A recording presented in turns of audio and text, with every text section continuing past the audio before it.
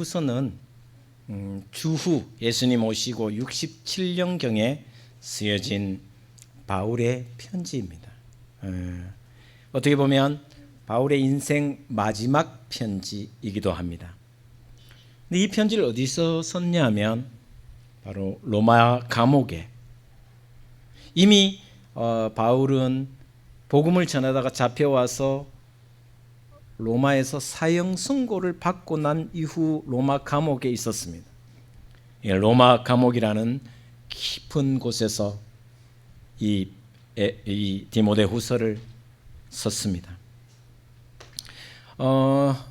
디모데는 믿음의 아들이기도 하지요. 근데 왜 디모데에게 이 편지를 썼는가에 대한 이야기는 오늘 본 말씀 9절과 또 21절에 이렇게 이야기합니다. 9절 한번 읽겠습니다. 같이 읽겠습니다. 시작. 너는 어서 속히 내게로 오라. 성경 가지고 계신 분은 21절입니다. 같이 읽겠습니다. 시작. 너는 겨울 전에 어서 오라. 겨울 전에 어서 오라만. 바울은 디모데에게 편지를 쓰면서 빨리 좀 와라. 어서 속히 오라. 지금 바울이 편지를 쓴 시기는 가을입니다. 가을인데 언제까지 오라면 겨울 되기 전에 좀 오라. 겨울이 오기 전에 속히 와서 얼굴을 좀 봤으면 좋겠다라고 이야기를 합니다. 왜 이렇게 속히 급히 빨리 오라고 이야기하느냐는 것은 잘 알고 있습니다. 오늘 본 말씀 6절에 보면 바울의 상황을 이렇게 표현하고 있습니다. 전제와 같이 내가 벌써 부어지고 나의 떠날 시각이 가까웠도다. 전제라는 것은 뭐냐면 양의 피를 제단에 부어서 드리는 제사입니다. 다시 말하면 죽음을 이야기합니다.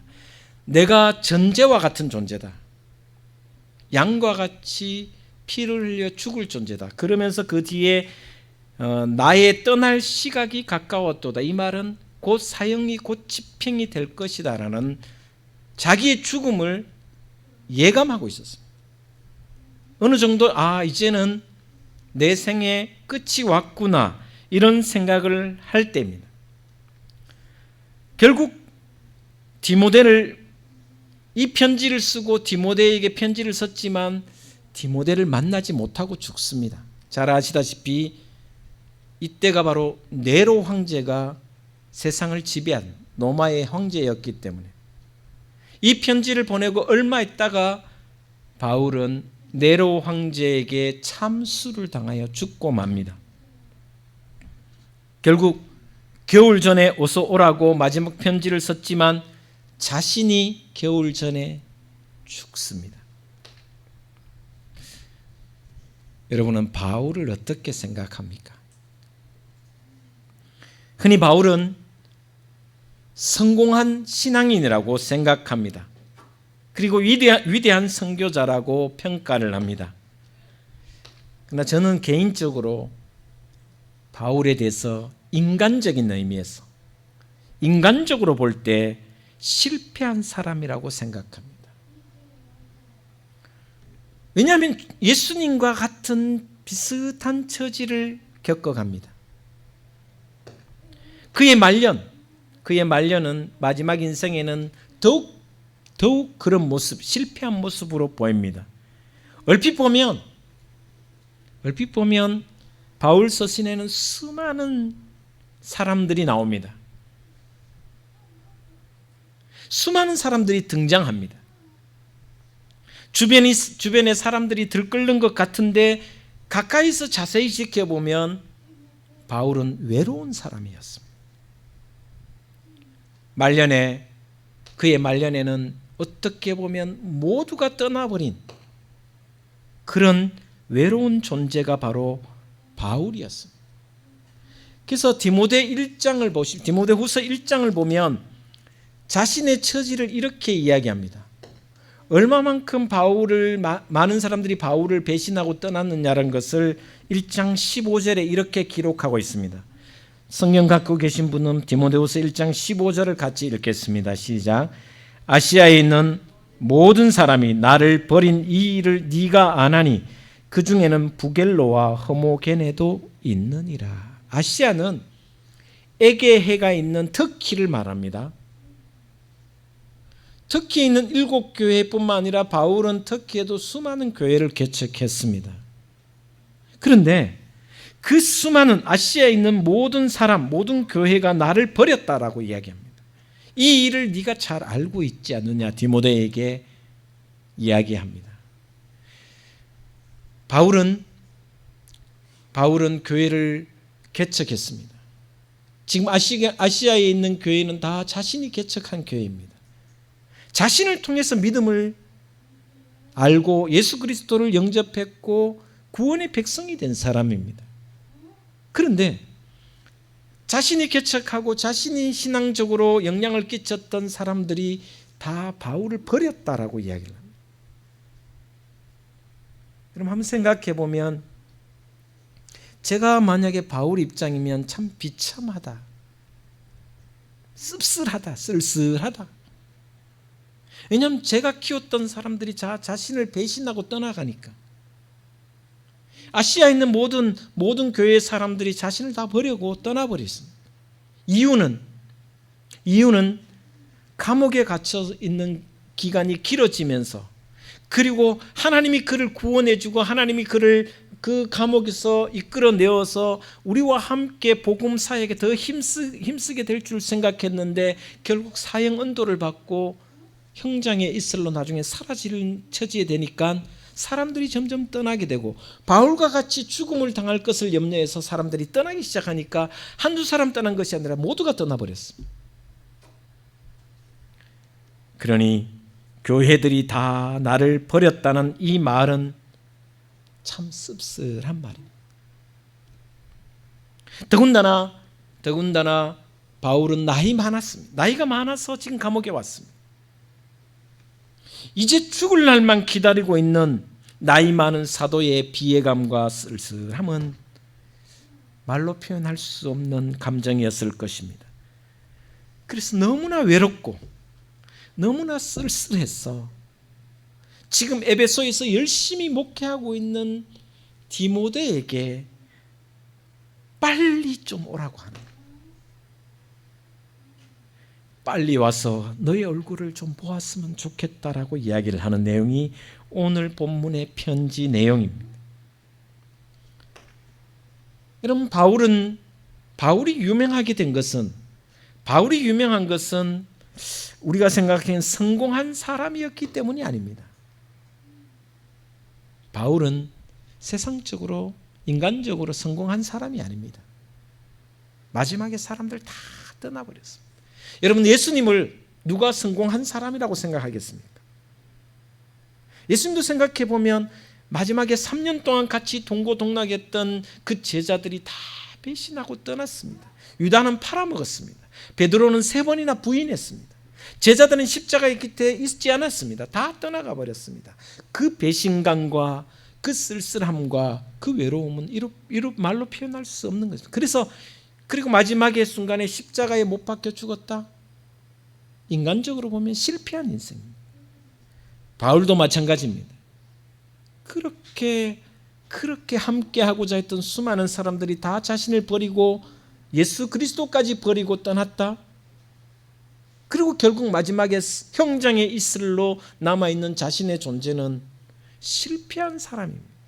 그럼에도 불구하고 바울이 유명한 것은 그가 남긴 편지가 있기 때문에. 여러분, 바울이 쓴 편지는 어떤 신학 논쟁도 아닙니다. 신학 작품이나 문학 작품도 아닙니다. 단지 자신이 개척한 교회들에게 곳곳에 문제가 생겼습니다. 그래서 여러분, 바울의 편지가 우리 성경에 기록된 신약 성경에 기록된 것만이 아니라 더 많이 있습니다. 존재하고 있는 것도 더 많고 또 사라진 편지도 엄청 많이 있습니다. 그럼에도 불구하고 이 편지들로 인해서 바울은 그의 신앙과 그의 삶과 그가 하나님께 어떻게 나아가고자 하는 마음들을 다 담았고 교회들의 문제가 이렇게 많다라는 것을 편지로 남겼습니다. 그리고 목회자는 한 사람이기 때문에, 자신 한 사람이기 때문에 그 수많은 교회를 지금처럼 비행기 타고 다닐 때가 아니라 도보로 아니면 낙타로 가야 되기 때문에 또 이동수단이 원활하지 않았기 때문에 그 많은 교회를 다 관리할 수가 없었고 그 문제점들을 다 지적할 수가 없었습니다. 그래서 편지로 문제 해결을 하기 위해서 편지를 보냈던 겁니다. 심지어 감옥 안에서도 여러분 편지를 보냅니다. 이 교회는 이런 문제가 있어. 너희들이 이렇게 했으면 좋겠다. 내 생각은 이렇다. 주님의 뜻은 이런 것일 것이다 라고 이야기하면서 편지를 쓴 것이 바로 바울이 옥중서신이라는 것입니다. 마지막에 여러분 한번 생각해 보면 마지막에 그는 눈이 보이지 않았습니다. 거의 아마 시력을 상실했을 것 같습니다. 그런 시각장애를 입었음에도 불구하고 자필로 글을 쓸 수 없게 되자 대필을 해서 편지를 씁니다.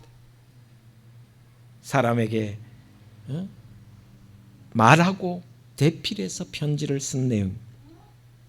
그만큼 최선을 다했는데 교회를 위해서 한 영혼을 위해서 최선을 다했음에도 불구하고 그 많은 사람들이 다 떠나버리고 자신을 버렸다. 그렇게 생각하면 비애감이 들 것 같습니다. 생각해보면 저 자신 한번 생각해보면 제가 말년에 목회하는 중에 여러분이 저를 다 배신하고 떠났다. 남은 사람이 없다? 참 씁쓸할 것 같아요. 외로울 것 같아요. 내가 헛살았나? 주님께 충성한 모든 것이 너무나 허무 없어질 것 같습니다. 그런 바울의 입장에서 쓴 편지가 디모데에게 쓴 편지인데 이 편지는 마지막 편지이기도 하지만 마치 유언과도 같은 편지. 그런 바울의 입장을 생각하면서 오늘 이 본문 말씀을 한 번 더 깊이 돌아봤으면 좋겠습니다. 먼저 오늘 본 말씀 10절, 11절에 이런 말씀이 있습니다. 10절, 11절을 같이 한번 읽겠습니다. 시작. 데마는 이 세상을 사랑하여 나를 버리고 데살로니가로 갔고 그리스게는 갈라디아로 디도는 달마디아로 갔고 누가만 나와 함께 있느니라. 여기까지만 보겠습니다. 자, 오늘 본 말씀에 먼저 나오는 사람이 누구냐면 데마입니다.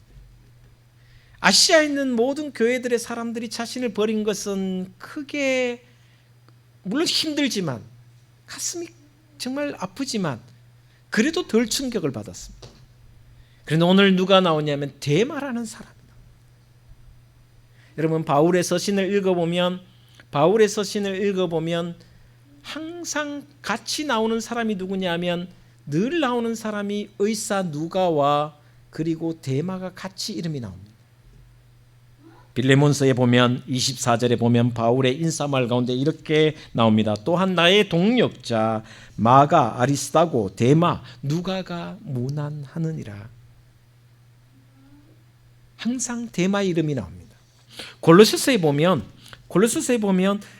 14장 14절에 사랑을 받는 의사 누가와 또 데마가 너희에게 문안하느니라.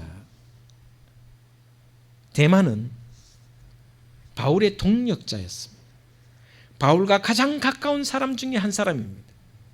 성경 외에 기독교 역사를 읽어보면 기독교 역사에서 초대교회에 바울과 함께 있는 사람들이 수많은 사람들이 있었는데 그 중에 가장 눈에 띄는 사람이 바로 의사 누가와 이 데마입니다. 그래서 오른편에는 누가가 있고 왼편에는 데마가 있다라고 할 만큼 최측근의 사람입니다. 예수님에게 세 제자, 사랑하는 세 제자, 특별히 아끼는 세 제자가 베드로, 야고보, 요한인 것처럼 바울에게는 언제나 이 데마와 누가가 항상 같이 나오는 장면이 나옵니다.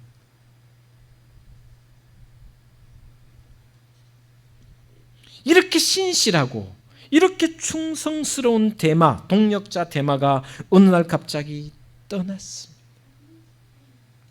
너무너무 슬픈 이야기예요. 사실은 오늘 이 장면은 대만은 이 세상을 사랑하여 나를 버리고 데살로니가로 갔고 그리스계는 갈라디아로, 디도는 달마디아로. 이 사람들이 다 바울을 떠나버렸다는 것이. 바울에게 이 대마가 떠나는 사건은 너무나도 충격적이었고 가슴 아픈 사건이었습니다. 왜냐하면 가장 힘들고 지쳐 있을 때 떠났기 때문에 더 고통스러운 겁니다. 여러분, 평소에 사람들이 많을 때 떠나면 좀 덜 힘듭니다. 그런데 다 떠나고 마지막까지 남아있을 줄로 생각했던 대마가 가장 힘들 때, 이제 생명이 눈앞에서 사라지려고 하는, 사형 선고가 언제 될지 모르는, 참수를 언제 당할지 모르는, 오늘 당할지 내일 당할지 모르는 그런 외롭고 힘든 처지에 있는 바울에게 대마가 떠났다는 소식은 너무나도 충격이었어요.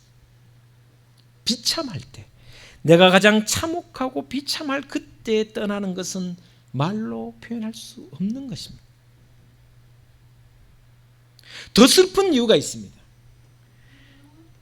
바울이 지금 이 처지가, 내가 감옥에서 참수형을 당하니, 사형 선고를 받았으니 혹시나 두려워서 도망갔다, 피했다 하면 모르겠는데, 그게 아니라 이유가 뭐냐는 것입니다. 오늘 본 말씀이 이렇게 기록하고 있습니다. 세상을 사랑하여 데살로니가로 가버렸다. 여러분, 데살로니가는 상업도시고 환락의 도시고 데살로니가는 많은 것을 누릴 수 있는 도시였습니다. 그 도시로 세상을 사랑하여 갔다라는 것입니다.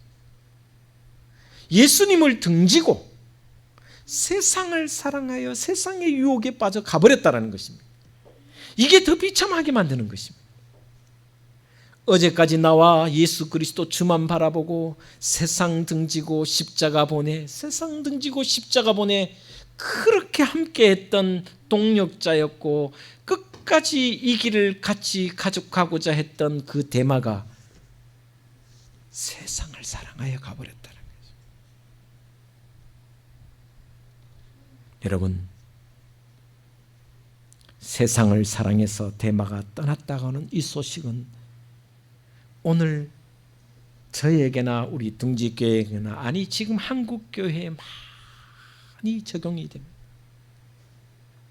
코로나19가 덮친 이후에 수많은 사람들이 교회를 등지고 예수 그리스도를 등지고 세상으로 가는 모습이 지금도 일어나고 있습니다. 세상을 사랑하면 주님을 등질 수밖에 없습니다. 거꾸로 세상 등지고 십자가를 보고 예수 그리스도를 바라보고 나아가야 할 이 시기에 세상을 사랑하여 주님을 등졌다는 말입니다. 이것이 바울의 가슴을 너무나도 가슴 아프게 하는.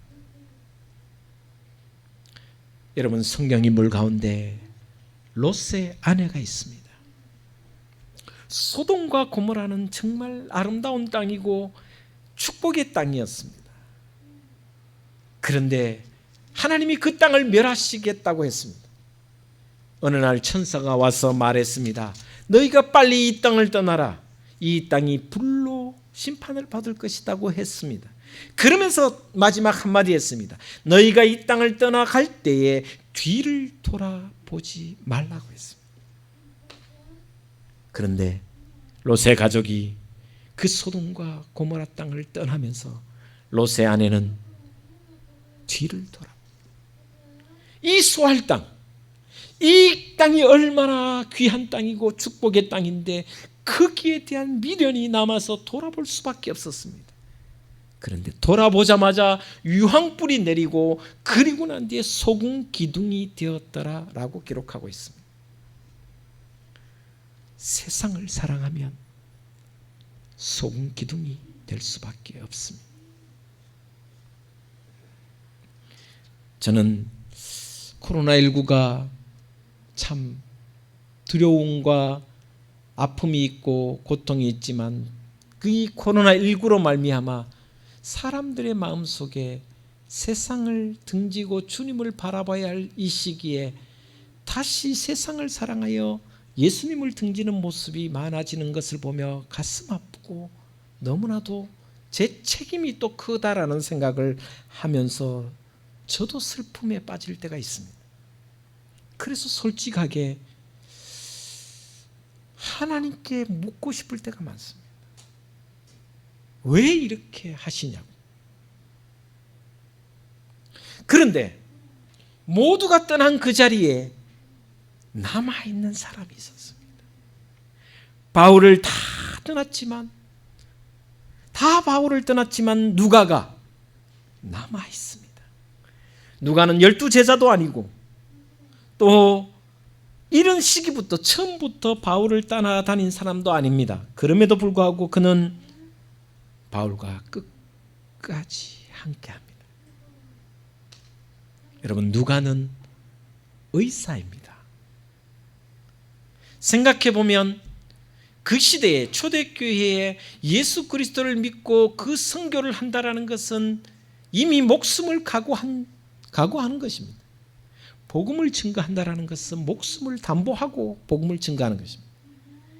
의사인 누가는 충분히 세상에서 즐길 수도 있었고 명예와 권력과 돈을 가질 수 있었습니다. 그럼에도 불구하고 그는 오직 한 사람, 바울의 선교 여행에 그나마 내가 힘이 되고자 하는 마음에서 끝까지 그를 돕고 바울이 힘들 때, 바울이 지쳤을 때 그의 의술로 도울 뿐만 아니라 마음으로 함께하는 모습을 봅니다. 그리고 우리가 잘 아는 것처럼 신약 성경 가운데 가장 우리가 빠져서는 안 될 복음이 뭐냐 하면 사도행전입니다. 누가복음. 왜냐하면 사도행전은 성령 시대를 연 그 과정을 다 기록해 놓았기 때문에 성령의 역사를 기록해 놓은 것이 바로 사도행전인데 그 누가복음과 사도행전을 쓴 사람이 누구냐 하면 바로 이 의사인 누가였습니다. 여러분, 그만큼 누가는 바울과 함께 있으면서 마가의 다락방 이후에 초대교회의 모든 성령의 역사를 철저하게 기록한 사람이 바로 의사 누가입니다. 그리고 여러분, 저는 헬라어를 다 잘 완벽하게 모르지만 가장 아름다운 언어로 기록한 것이 바로 누가복음과 이 사도행전입니다.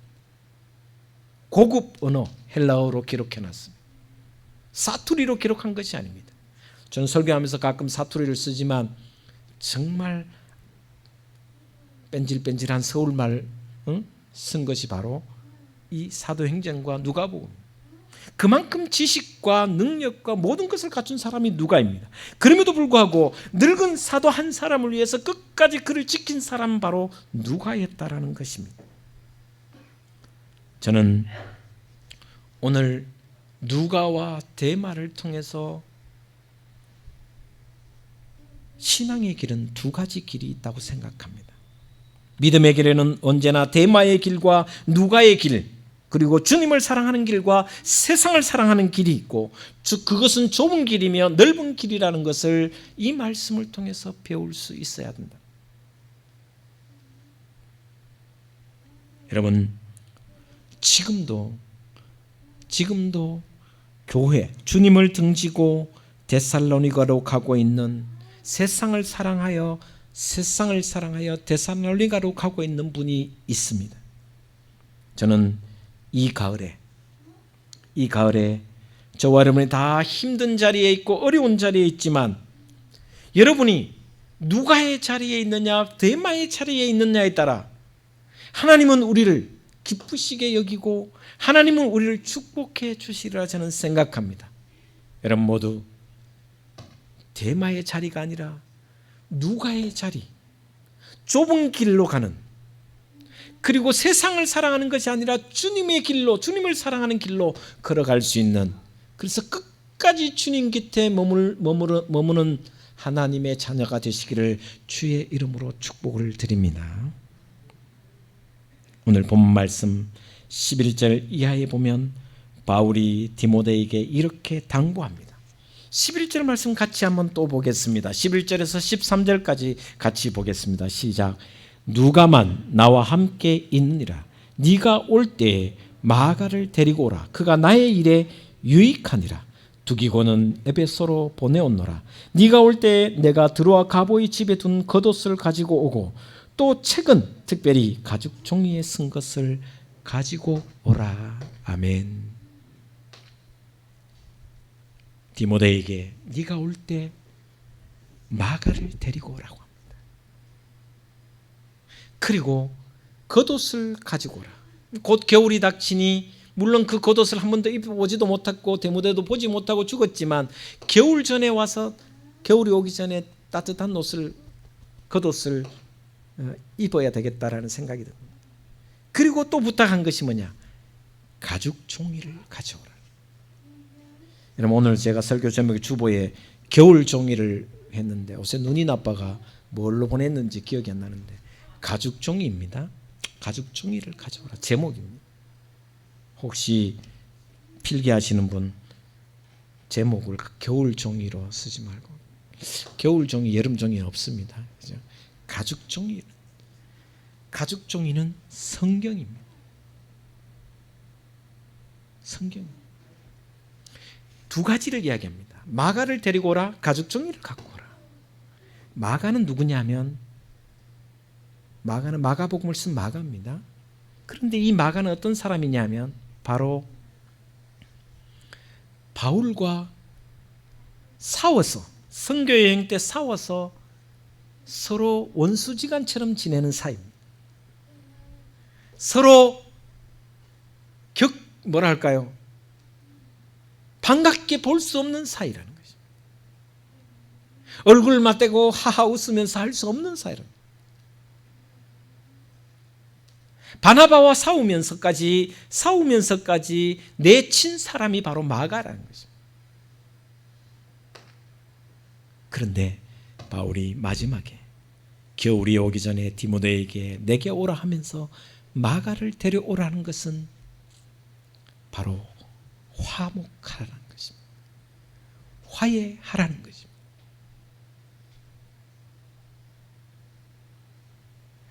저와 여러분 겨울이 오기 전에 이 가을에 영적인 추운 겨울이 또 오기 전에 혹시나 사랑과의 관계가 불편한 관계가 있으면 화목하십시오.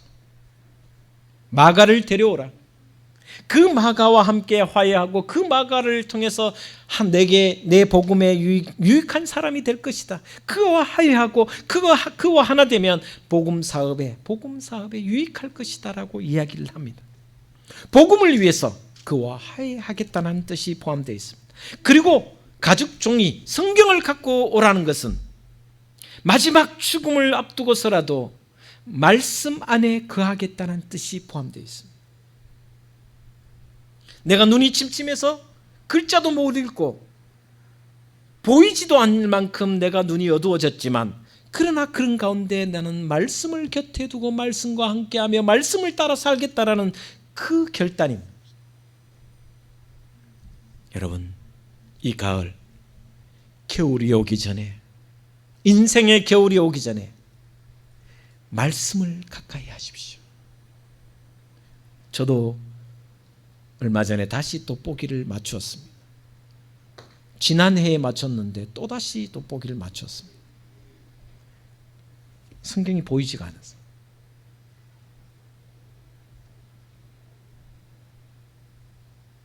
돋보기를 새로 보니까 또 눈이 확 밝아지더라고요. 이때 안경이 있었겠습니까? 보이지 않을 만큼 눈이 어두워졌지만 그는 말씀을 사모했습니다. 여러분 주님 곁에 머물다는 것이 뭘까? 주님과 동행한다는 것은 뭘까?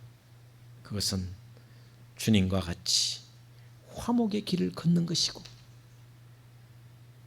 그리고 말씀을 가까이 하는 것이 바로 주님 곁에 머무는 것이라고 저는 생각합니다. 오늘 바울처럼 여러분 모든 삶이 말씀을 가까이 하며 또 화목하기를 앞서 내가 먼저 화해하기를 바라는 그런 삶을 살아 언제나 주님 곁에 머무는 겨울 전에 모든 것을 이루어갈 수 있는 그런 신앙의 삶을 살아가시기를 주님의 이름으로 부탁하며 기원하며 축원을 드립니다. 기도하겠습니다.